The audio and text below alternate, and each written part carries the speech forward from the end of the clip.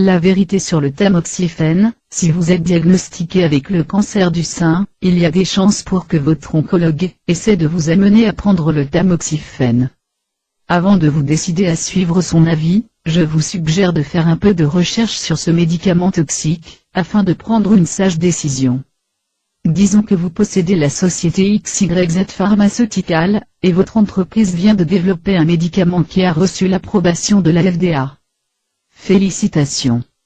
Vous êtes sur votre chemin de la maison à Aspen, et pouvez mettre plusieurs millions de dollars dans chacun des fonds en fiducie pour vos enfants. Mais il y a juste un problème: votre dernier médicament commercialisé provoque le cancer et l'EPA est au courant. Et non seulement ils savent cela, mais ils l'ont publiquement classé comme cancérigène. Déception. Quel guigne! Tout l'argent de sa rentabilité est dans l'évier et la FDA retirera votre produit du marché, non? Faux. La mafia médicale ne va pas faire une telle chose. Comment puis-je savoir cela?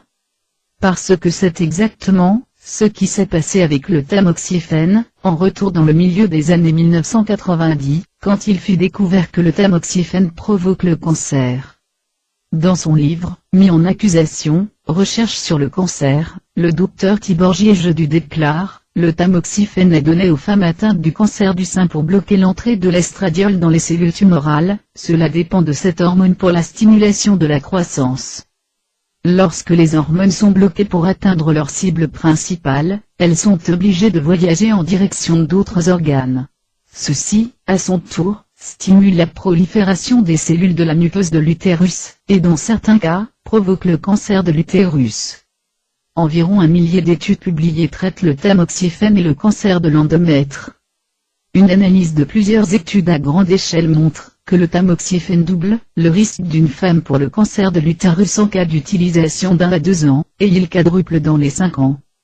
La plupart des gens ne savent pas que le tamoxifène était initialement considéré comme la pilule contraceptive, car il interfère avec la capacité de l'utérus à maintenir une grossesse. En avril 1996, l'Organisation mondiale de la santé a déclaré le tamoxifène comme étant un cancérigène connu, mais AstraZeneca continue à commercialiser ce médicament toxique. Le 16 mai 2000, le New York Times a rapporté que l'Institut national des sciences de la santé environnementale des substances l'a énuméré comme cancérogène connu.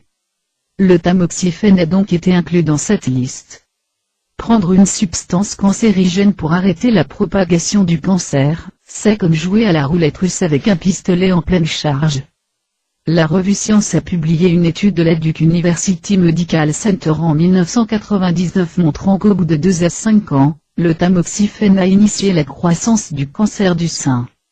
Dans un article publié en 1994, Betty Martini a écrit: le tamoxifène a été testé et retesté depuis plus de 15 ans.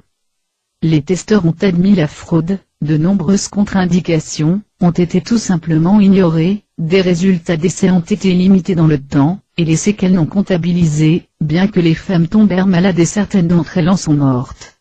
Les essais ne prouvent pas que la substance fonctionne, donc ils en font plus encore, avec votre argent. Ils vont poursuivre les tests jusqu'à ce qu'ils puissent trouver un moyen de truquer les résultats en faveur des femmes en bonne santé, afin qu'elles achètent du poison pour une maladie qu'elles n'ont pas, mais le médicament le leur donnera.